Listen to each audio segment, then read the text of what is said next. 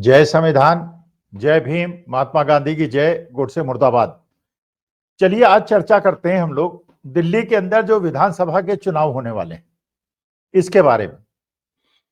किसकी क्या रणनीति है, भारतीय जनता पार्टी की क्या रणनीति है, आम आदमी पार्टी की क्या रणनीति है, कांग्रेस की क्या रणनीति है, और इस चुनाव में जो ये खिचड़ी पक रही है आखिरकार ये खिचड़ी किसके लिए स्वादिष्ट होगी।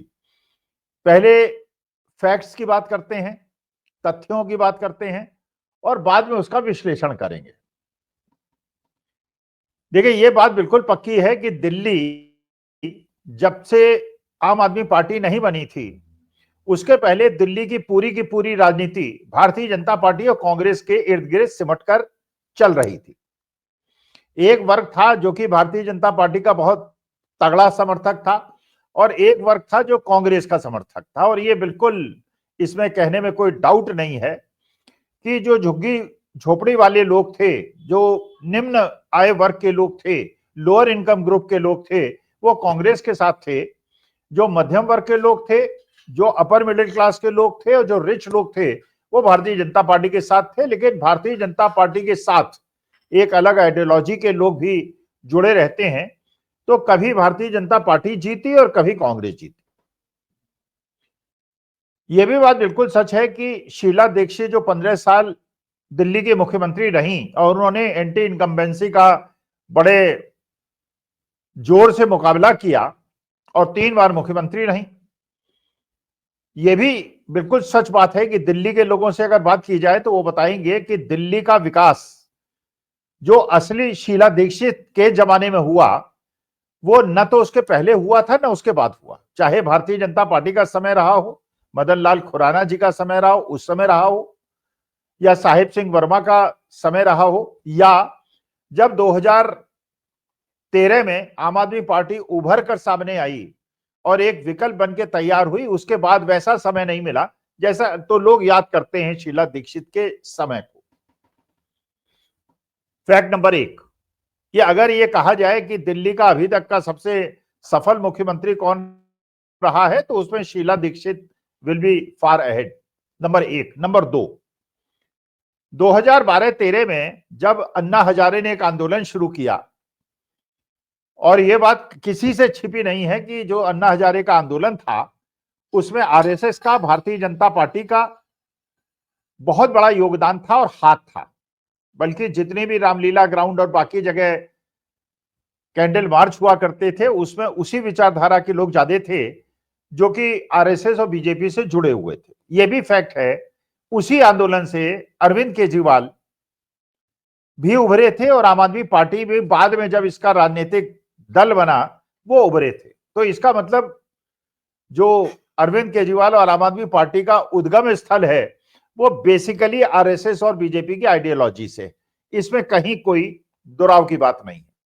तो भारतीय जनता पार्टी ने आम आदमी पार्टी को पैदा किया एक आंदोलन के माध्यम से, लेकिन अरविंद केजरीवाल जैसा आदमी बड़ा चालाक निकला, उसने अन्ना हजारे को भी धत्ता बता दी और भारतीय जनता पार्टी आरएसएस को भी धत्ता बता दी और उनसे बिल्कुल विपरीत लाइन लेकर उन्होंने अपना एक राजनीतिक संगठन न केवल खड़ा किया बल्कि हिंदुस्तान का जो सबसे सक्सेसफुल पॉलिटिकल स्टार्टअप जिसे कहा जा सकता है आम आदमी पार्टी का, वो उन्होंने खड़ा कर दिया। पहले चुनाव में तो उनको पूर्ण मेजॉरिटी नहीं मिली और जो कांग्रेस के 8 विधायक थे उनके सहयोग से सरकार बनी, लेकिन वहां भी अरविंद केजरीवाल खेल गए। अगर कांग्रेस ने उनका समर्थन न किया होता तो कांग्रेस की आइडियोलॉजी जीवित रहती, लेकिन कांग्रेस ने गलती कर दी और कांग्रेस के 8 विधायकों ने आम आदमी पार्टी को, अरविंद केजरीवाल को समर्थन दे दिया। तो जो कांग्रेस की आइडियोलॉजी के लोग थे उन्होंने कहा कि भाई बड़ी पार्टी आम आदमी पार्टी है, छोटी पार्टी कांग्रेस हो गई है, तो let us move on to Aam Aadmi party. तो लोग जो कांग्रेस के कट्टर समर्थक थे वो भी आम आदमी पार्टी के साथ चले गए जो कि एक आइडियोलॉजी को बिलीव करते थे, और कांग्रेस के वो समर्थक जो दूसरी आइडियोलॉजी को बिलीव करते थे वो भारतीय जनता पार्टी के पास चले गए। तो कांग्रेस का जनाधार खत्म हो गया और मुख्य लड़ाई भारतीय जनता पार्टी और आम आदमी पार्टी में हो गई। अगले चुनाव में कांग्रेस को एक भी सीट नहीं मिली, उसके अगले चुनाव में फिर कांग्रेस को कोई सीट नहीं मिली। कांग्रेस एक प्रकार से विधानसभा के परिप्रेक्ष्य में खत्म हो गई। लोकसभा में जब मिलकर नहीं लड़े तो ये बात जरूर थी कि कांग्रेस को ज्यादा वोट मिला, आम आदमी पार्टी को कम वोट मिला, लेकिन क्योंकि ज्यादातर लोग ऐसे थे जो आम आदमी पार्टी और कांग्रेस के बीच में एक आइडियोलॉजी की वजह से बंटते थे या जुटते थे, उनमें विभाजन हुआ तो भारतीय जनता पार्टी में पार्लियामेंट में फायदा उठाया और असेंबली में कांग्रेस के वोटर्स को अपने साथ जोड़ के आम आदमी पार्टी और अरविंद केजरीवाल ने फायदा उठाया। तो एक जो भूल की कांग्रेस ने, उसका फायदा आम आदमी पार्टी को मिला। अब आगे बढ़ते हैं। आज के चुनाव के परिप्रेक्ष्य में अगर देखा जाए तो भारतीय जनता पार्टी ने पिछले 8-10 साल के अंदर अगर सबसे ज्यादा किसी पे आक्रमण किया है तो अरविंद केजरीवाल पे और आम आदमी पार्टी पे किया है, क्योंकि कांग्रेस तो खत्म हो गई थी असेंबली के संदर्भ में दिल्ली के अंदर। तो भारतीय जनता पार्टी का जो पूरा टारगेट था वो अरविंद केजरीवाल और आम आदमी पार्टी थे। तो लड़ाई दोनों के बीच में थी। उन्होंने एलजी का भी उपयोग किया।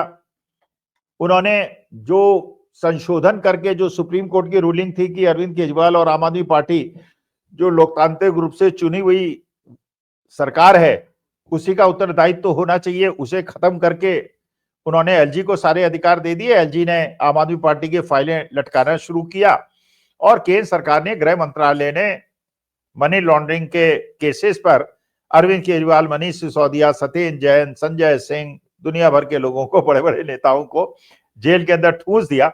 लेकिन भारतीय जनता पार्टी का जो मेन टारगेट था वो आम आदमी पार्टी थी। अब सवाल एक दुविधा का प्रश्न था कांग्रेस के लिए भी कि वो आम आदमी पार्टी के साथ चले या आम आदमी पार्टी के साथ न चले। पार्लियामेंट इलेक्शन में उन्होंने गठबंधन किया, लेकिन जो कांग्रेस के समर्थक थे और जो आम आदमी पार्टी के समर्थक थे उनके बीच में नीचे के स्तर पर, ग्राउंड लेवल पर, फील्ड लेवल पर इतना ज्यादा दुराव हो गया था कि वो एक दूसरे के साथ चलने को तैयार नहीं थे।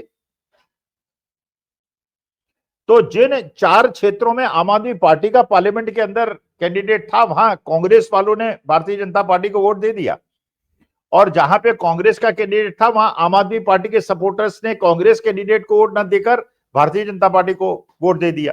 तो भारतीय जनता पार्टी 7 सीटें जीत गई। यही स्थिति आप जानते हैं वेस्ट बंगाल के अंदर है। लेकिन वहां ममता बनर्जी ने ज्यादा चालाकी की। उन्होंने कांग्रेस के साथ आज तक कोई समझौता नहीं किया और एक भी सीट उनको नहीं दी। तो जो कांग्रेस के आइडियोलॉजी के लोग थे जो कि टीएमसी को ज्यादा बड़ा दोषी मानते हैं भारतीय जनता पार्टी से, उन्होंने कांग्रेस को वोट दिया, सीपीएम को वोट दिया, वाम को वोट दिया और वहां पे उसका फायदा टीएमसी ने उठा लिया। लेकिन इस बार के विधानसभा चुनाव ने कांग्रेस ने अपनी रणनीति को बदल लिया, भारतीय जनता पार्टी ने भी अपनी रणनीति को बदल लिया, आम आदमी पार्टी ने भी अपनी रणनीति को बदल लिया। सबसे पहले आते हैं कि भारतीय जनता पार्टी की रणनीति क्या है। जो मुझे लगता है भारतीय जनता पार्टी की रणनीति यह है कि इस समय उन्हें निपटना है आम आदमी पार्टी से, उन्हें आम आदमी पार्टी को खत्म करना है। क्योंकि जिस प्रकार से आम आदमी पार्टी ने आरएसएस और भारतीय जनता पार्टी के कंधे पर चढ़कर भारतीय जनता पार्टी को दिल्ली से खत्म किया, वो उसका बदला लेना चाहते हैं। तो भारतीय जनता पार्टी का टारगेट तो है आम आदमी पार्टी और अरविंद केजरीवाल। कांग्रेस का टारगेट यह है, कांग्रेस ये जानती है चाहे वो आम आदमी पार्टी हो दिल्ली में, चाहे वो क्षेत्रीय दल हो किसी भी स्टेट में, जब तक क्षेत्रीय दलों को वो कमजोर नहीं करेगी कांग्रेस मजबूत नहीं होगी। अच्छा, क्षेत्रीय दल भी ये बात जानते हैं कि जब तक कांग्रेस को कमजोर नहीं करेंगे वो मजबूत नहीं होंगे। तो इसीलिए आप देख रहे हैं आवाजें उठ रही हैं, लालू प्रसाद यादव की तरफ से भी उठ रही हैं, शरद पवार की तरफ से भी उठ रही हैं, अरविंद केजरीवाल की तरफ से भी उठ रही है, ममता बनर्जी की तरफ से भी उठ रही हैं कि वो कांग्रेस को कमजोर देखना चाहते हैं, क्योंकि कांग्रेस का उभार इन क्षेत्रीय दलों के लिए संकट का कारण हो जाएगा।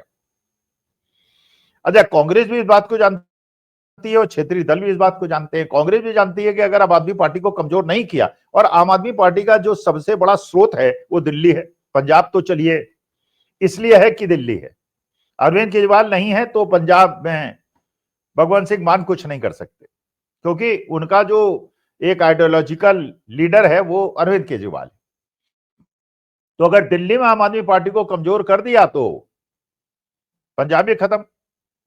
और यह भी बात बिल्कुल पक्की है कि पिछले चुनावों में चाहे गोवा हो, चाहे गुजरात हो या हरियाणा हो, आम आदमी पार्टी ने कांग्रेस को इन स्टेट्स में भी कमजोर करने पे कोई कमी नहीं छोड़ी है। पार्लियामेंट में जरूर ये लोग मिलकर साथ लड़े, गोवा में भी इन्होंने कोई कैंडिडेट नहीं खड़े किए, गुजरात में भी केवल 2 किए, पंजाब के अंदर मिलजुल के नहीं लड़े तो 7 सीटें कांग्रेस को मिल गई और 3 सीटें आम आदमी पार्टी को मिल गई। तो कांग्रेस का ये पूरा प्रयास है दिल्ली इस विधानसभा चुनाव में कि आम आदमी पार्टी हार जाए। भारतीय जनता पार्टी का यह प्रयास है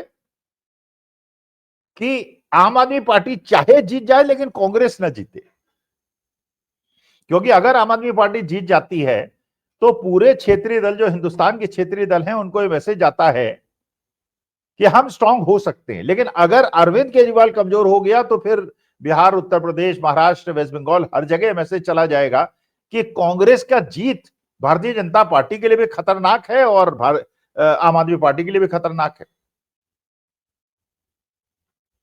कांग्रेस चाहती है आम आदमी पार्टी कमजोर हो जाए और भारतीय जनता पार्टी हालांकि आम आदमी पार्टी पे ही आक्रमण करेगी और फाइट को अपने बीच में बनाने की कोशिश करेगी जिससे कांग्रेस मजबूत ना हो, लेकिन भारतीय जनता पार्टी चाहेगी कांग्रेस न जीते, आम आदमी पार्टी जीत जाए, क्योंकि आम आदमी पार्टी से और क्षेत्रीय दलों से तो बाद में निपट सकते हैं। कांग्रेस से अगर एक बार कांग्रेस स्ट्रांग हो गई और नेशनल ऑल्टरनेटिव बन गई और स्टेट्स में भी ऑल्टरनेटिव बन गई तो कांग्रेस को संभाल पाना भारतीय जनता पार्टी के लिए बहुत ज्यादा मुश्किल हो जाएगा।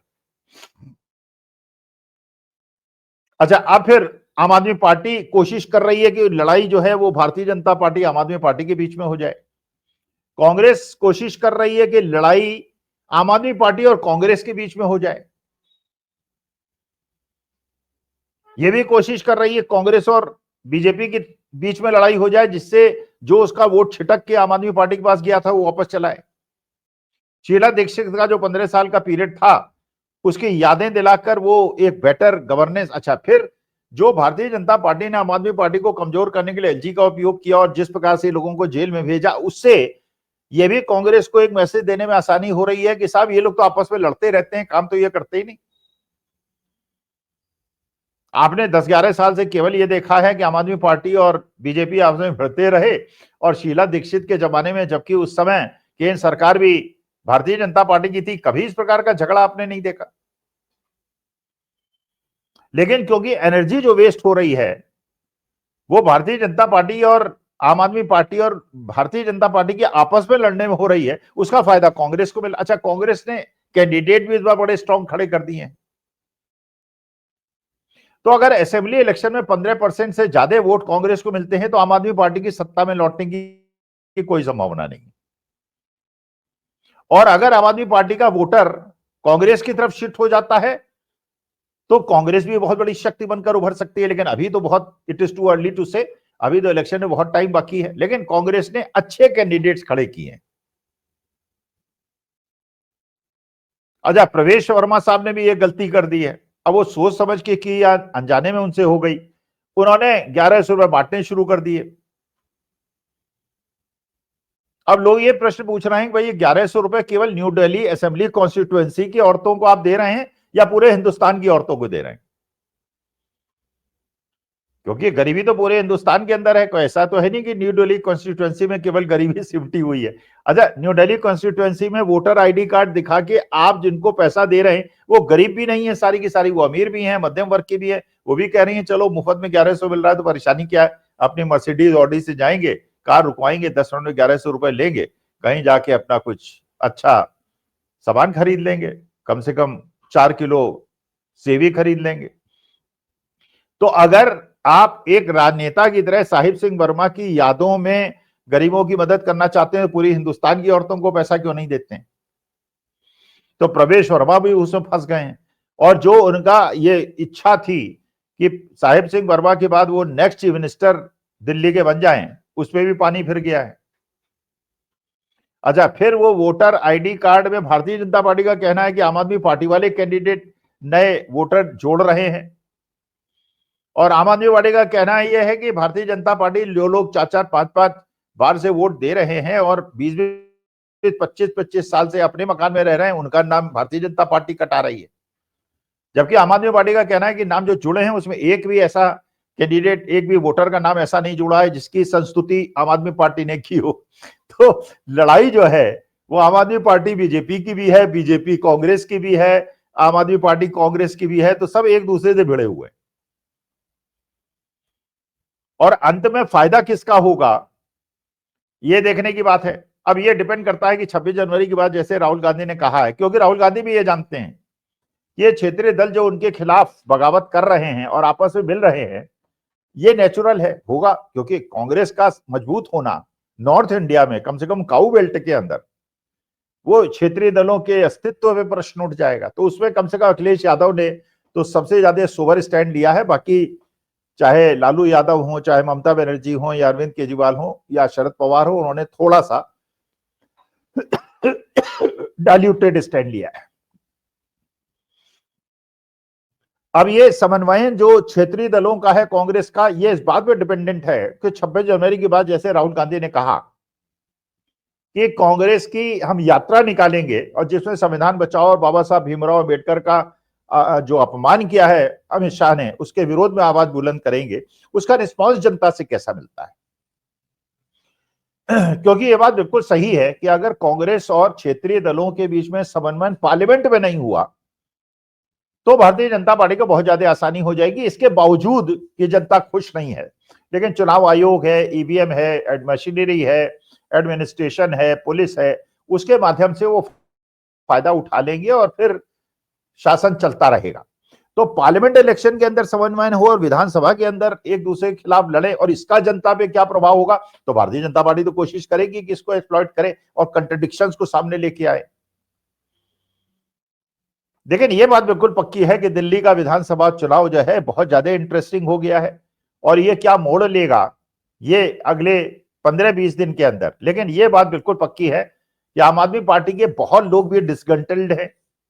आम आदमी पार्टी के बहुत सारे कोर वर्कर जो इनके साथ थे, मेरी उनसे बात हुई, जो हमेशा इनके साथ रहे, वो कह रहे हैं साहब ये भारतीय जनता पार्टी के नेताओं को ले लेके टिकट दे रहे हैं और हम लोगों को पूरी तरह से इग्नोर कर दिया, तो इस बार हम इनके लिए न केवल काम तो छोड़िए, हम इनका विरोध करेंगे। भारतीय जनता पार्टी में जिन लोगों ने इग्नोर किया, बड़े बड़े नेताओं ने कांग्रेस ज्वाइन कर ली है। तो आम आदमी पार्टी ने गलती की या सही की कि उन्होंने भारतीय जनता ऐसे ऐसे लोगों को टिकट दे दिया है जो 2-2 4-4 दिन पहले भारतीय जनता पार्टी छोड़ के आम आदमी पार्टी में आ गए। अब ये क्या सोच के अरविंद केजरीवाल ने किया है, ये तो अरविंद केजरीवाल जानते होंगे। लेकिन 26 जनवरी के बाद राहुल गांधी अगर एग्रेसिवली संविधान बचाओ और बाबा साहब भीमराव, क्योंकि जो मुसलमान वोट है वो आज दुविधा में है, उसका जो थिंक टैंक है वो कांग्रेस की तरफ जाना चाहता है, लेकिन जो बिजली पानी मुफ्त बस यात्रा है उसकी वजह से आम आदमी पार्टी के साथ है। लेकिन अगर वो शिफ्ट होगा तो एडब्लॉक होगा। दलितों के अंदर विशेष तौर पर कांग्रेस के लिए एक सहानुभूति है। कांग्रेस इन दोनों वोट बैंक जो करीब 45% बनते हैं, इनका किस प्रकार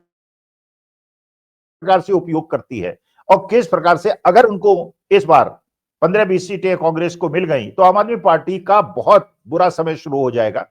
लेकिन लेट अस वेट एंड सी, अगले 1 महीने के अंदर राजनीति क्या करवट लेती है, किस प्रकार से एक दूसरे पे वार प्रतिवार होता है, क्योंकि चुनाव आयोग को बार बार घसीटा जा रहा है आम आदमी पार्टी और भारतीय जनता पार्टी की तरफ से, और कांग्रेस उसका आनंद ले रही है।